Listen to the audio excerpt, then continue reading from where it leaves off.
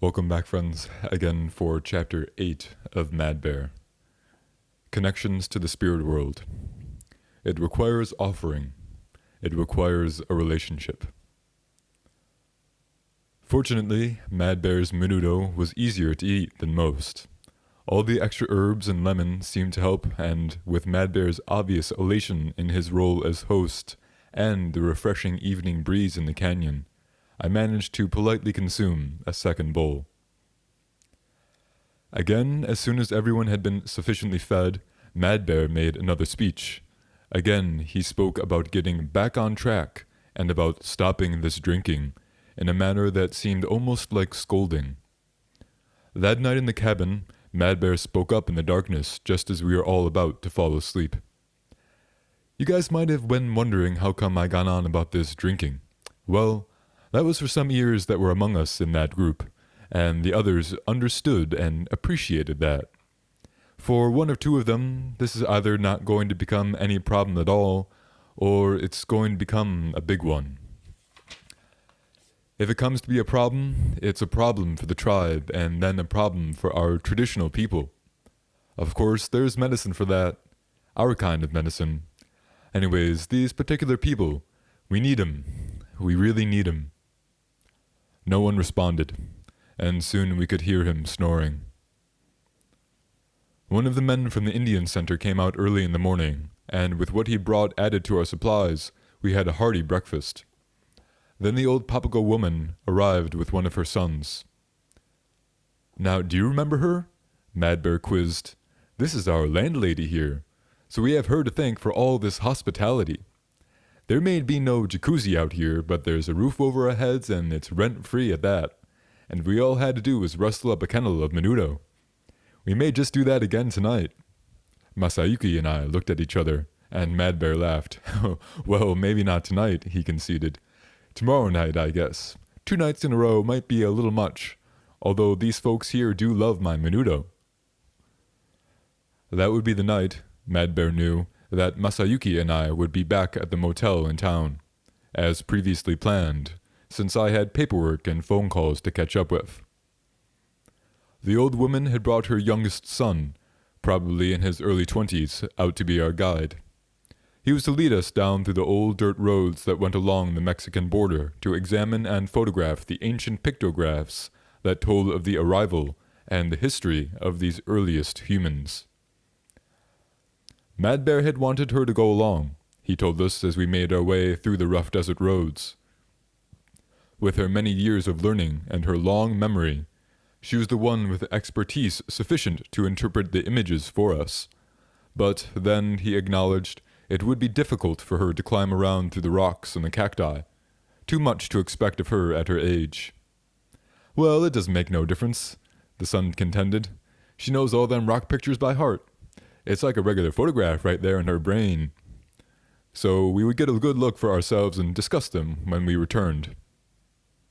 There were many large hills of solid rock, and many places among these that were abounding with both pictographs and petroglyphs. Many of these were etched into the rocks hundreds of years ago, our guide claimed, and much later, as they began to wear down, were painted to revive the impressions. We drove as far as we could and hiked up to a secluded spot among the hills. There we found a long sequence of images, rather like a mural, that stretched across the face of a cliff. Some of these impressions were faint and barely visible. This is the beginning, Mad Bear explained. You can see that this is the beginning because this first picture here, this shows the landing of the first people on the earth. This was way back in prehistoric times. I can interpret this for you in my way because this is in all our records and the oral histories of our tribes. And then we can talk about it more later. He advised Masayuki, who was our recorder and photographer, to take pictures and make tape recordings because all this would be more than we could hold in memory. You see this here? It looked like a cylinder with legs and a triangular top. Now, if you wanted to get into this so-called verification, well, just think about this. There's ways to prove how many centuries ago this was carved into these rocks, and once you recognize it, There's no denying that this is a rocket ship. This was understood by our people and handed down through generations of our ancestors. That's why I told you we understood jet propulsion and anti-gravity way before the Europeans came to this continent. So this is a spaceship, at the beginning of this whole description here, because this is where it starts. When our ancestors came here purposely to this planet many thousands of years ago, we proceeded along the series of images. There were humans among what we were told were representations of prehistoric animals, and there were images of spirits and ceremonies representing the early instructions from the spirit world. Madbear pointed out an impression of two characters further along in the chronicle. It looked like at first the portrayal of two women, both in long dresses, one chasing the other. They appeared to be running, and the one pursuing was snatching the other's dress with one hand while holding up a cross with the other hand. "This is a native woman," Madbear said, "and this is a priest with his robes and his cross. You remember this, and you can ask about it later." But I could already guess what this depiction represented. "Hey Bear, look at this!" our young Papago guide shouted, waving his hand in the air. He started down the hill ahead of us and had apparently found something on the ground. As we approached him, he held it out toward Madbear in the palm of his hand. It was an arrowhead.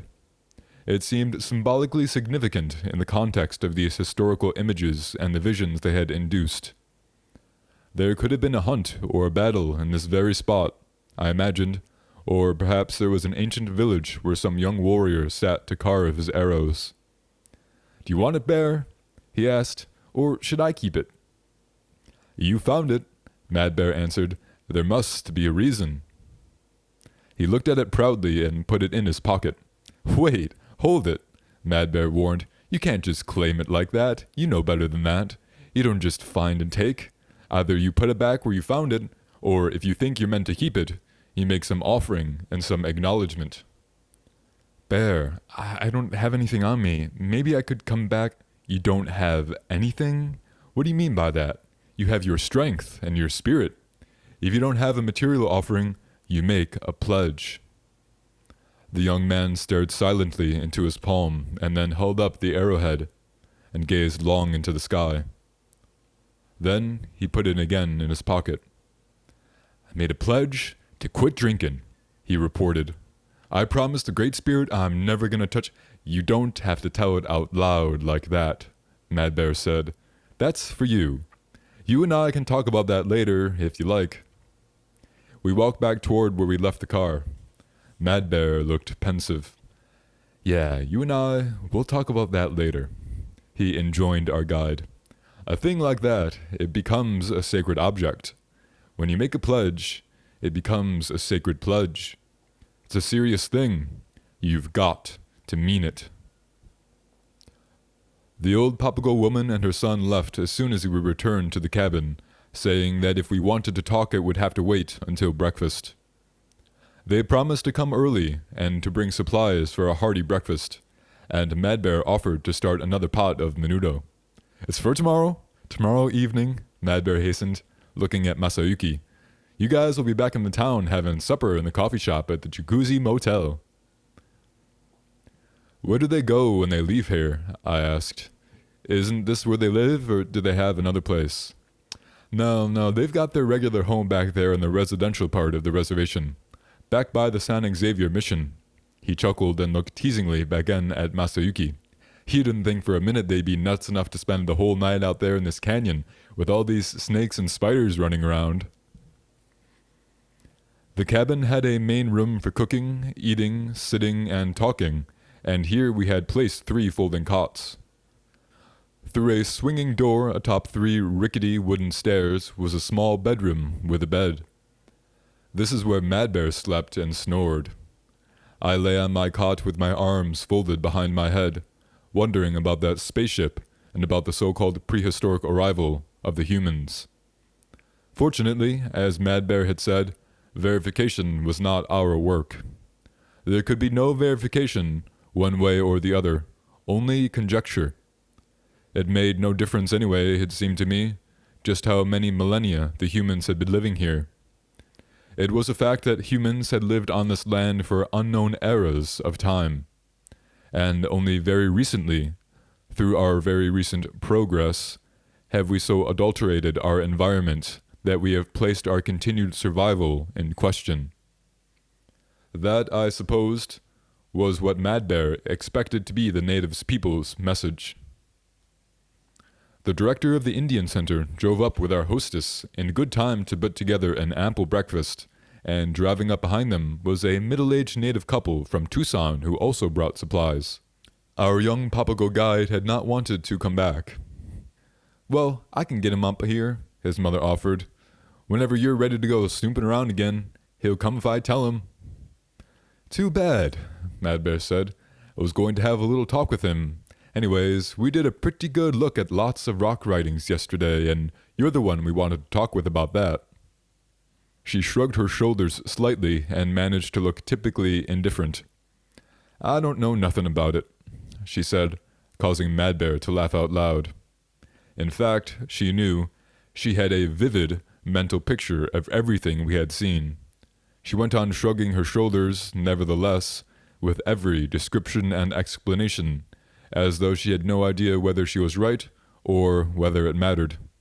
Occasionally, she was forced to smile because Mad Bear was also appearing totally ignorant in order to induce her to speak. He asked her about the age of the carvings, the dates of the events, and about that ship from outer space, and just when that might have been. "That's the first people which we came down from, our ancestors, I guess you'd say. The dates, I never heard nobody tell no dates. They must have had their dates, but it wouldn't mean nothing to me. All I know is January, February like that, and the different years we count by, that was brought over here and put on us later. I guess, but that's all I know now." "Yeah, as far as the calendar is concerned," Mad Bear said, "but I don't mean the date exactly like that. About how many years ago did the first people come here?" "How should I know? Give or take a few thousand years, it don't make no difference. That's the beginning of the records. That's what we know. Then after that, the records tell the order. They don't give no dates. But that's our ancestors, sure enough, and the white folks, they still don't understand. Some say Adam and Eve and different things, and the rest of them say monkeys or gorillas or something like that. That's because they didn't know about those ships yet. Those Europeans, when they came over here, they didn't have no idea of such a thing. They didn't have it either by that time, them kind of ships, but we had our records, so that's what we kept telling, even way back then. They had some sailing ships, and that's about all, and they had horses and wagons. So they denied it. You know why? They said there ain't no such a thing. Spaceship is not possible. So they stick by that even now. Stubborn. But the day's coming around they'll be doing it themselves. Then they'll see others doing it. Space travel. And then they'll say, yep, it could have been. Well, of course it was. That's just the way it was. Where did the records say they came from, those first people? Where you see them 7 stars. That's about it. That's the area, the way they told it to us. Bear, you know that. You'd say the same thing, same as I'm saying. You don't need to talk to me. Well, you're the one here who's been given these interpretations as though they've been passed along. The oral history has remained unbroken. Mad Bear looked at us for our reaction. But isn't that something? You could have come here from hundreds of years ago and asked any member of any tribe, those who had the records. They'd all tell you the same thing. And these rock writings, they were made long before your exalted Columbus, the spaceships, the whole bit. She shook an admonishing finger at us. But it was still from the records, the way our people had been told. Don't you kids go telling no one those pictures was put there by sky people. Our people done them pictures long after that. Only thing, if you want to tell your people something, you tell them we were knowing about space travel way back in the covered wagon days, and we were predicting it again, and they said we was loco. Now comes the time to get the record straight, after these long years. Course, it'll take time. I'll be dead. That last comment stopped her.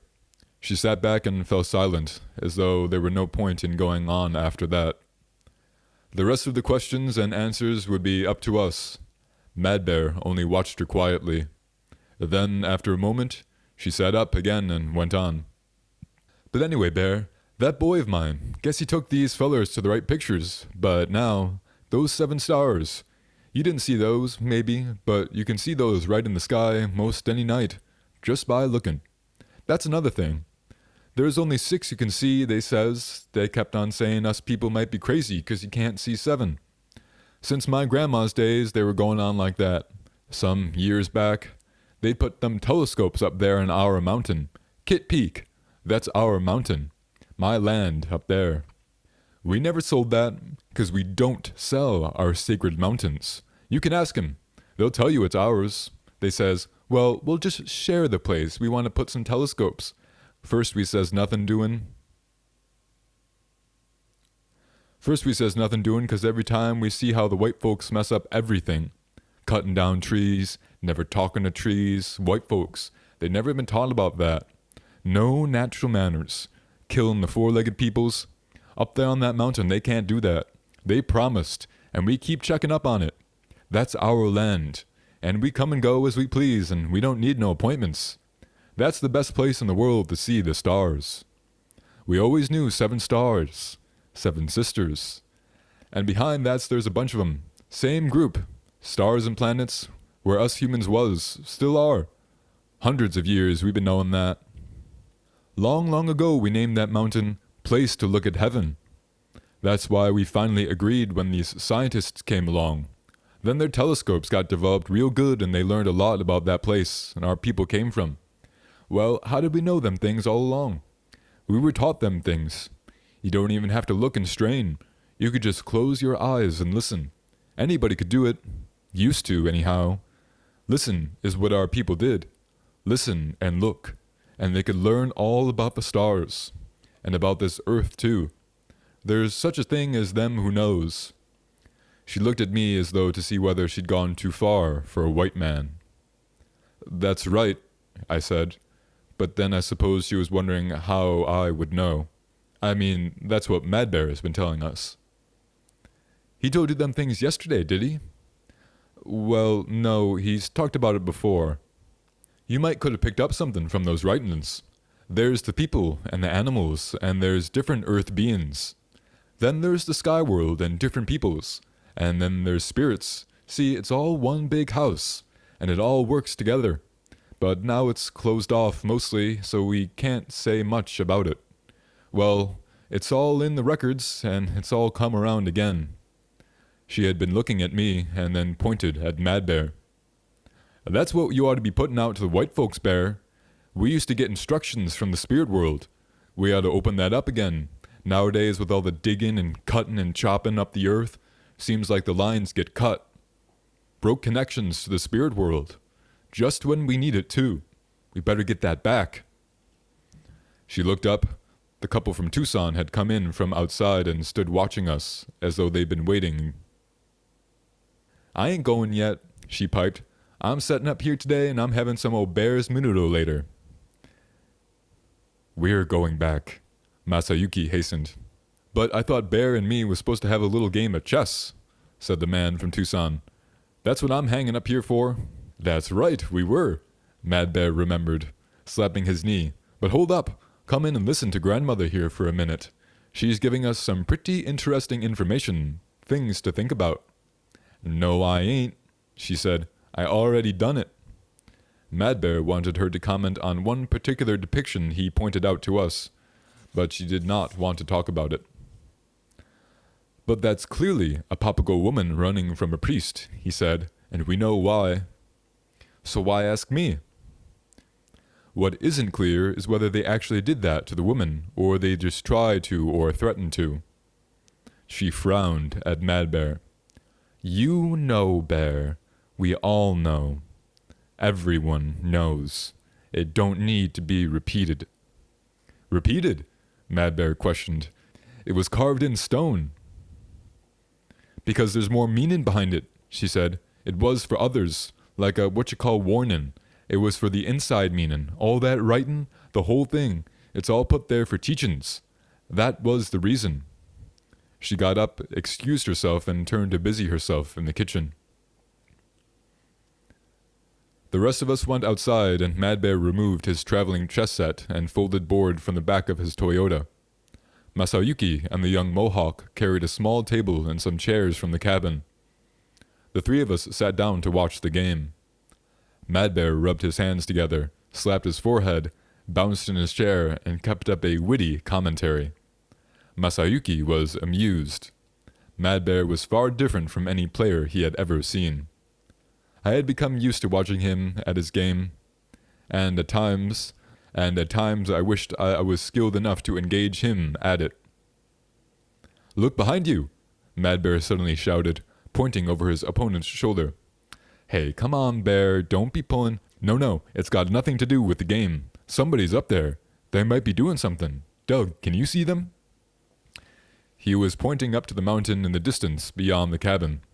We could see nothing but the bare, rocky hillside, and Mad Bear's competitor continued to watch him suspiciously.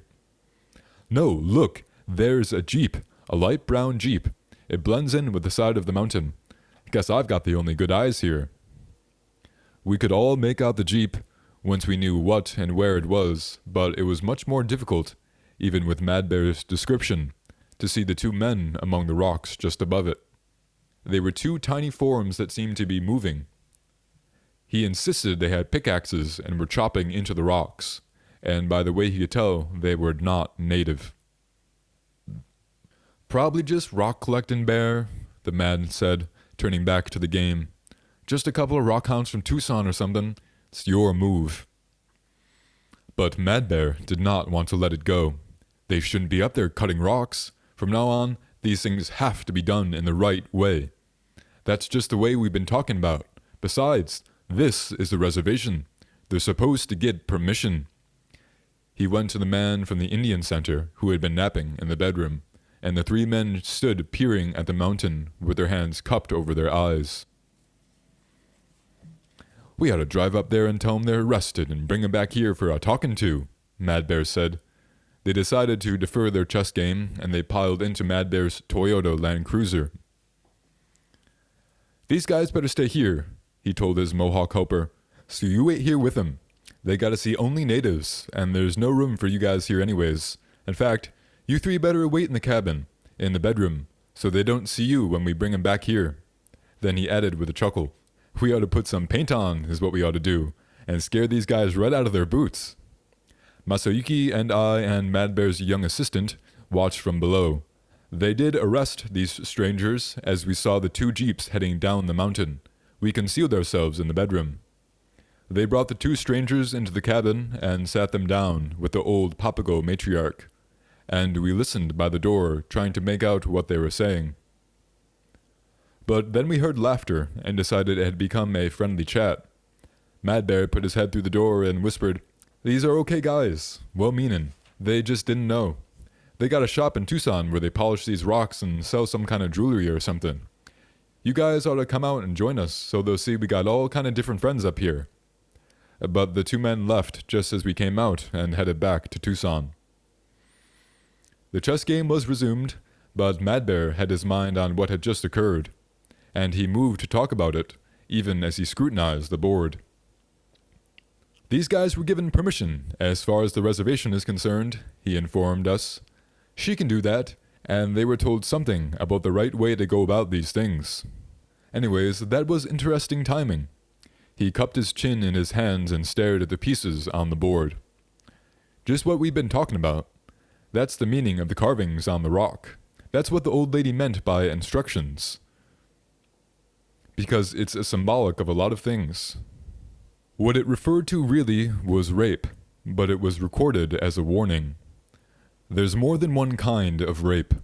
There's ideological rape, and there's rape of the earth. Anytime you take anything sacred without permission, it's rape. Whether it's some woman's person, or someone's tradition, or Mother Earth herself. Rape of the mother. That's what was warned against, way before even the so-called explorers. The other player, who had first appeared annoyed at Mad Bear's inattentiveness, sat back and looked at him with interest. "That's right, Bear," he contributed.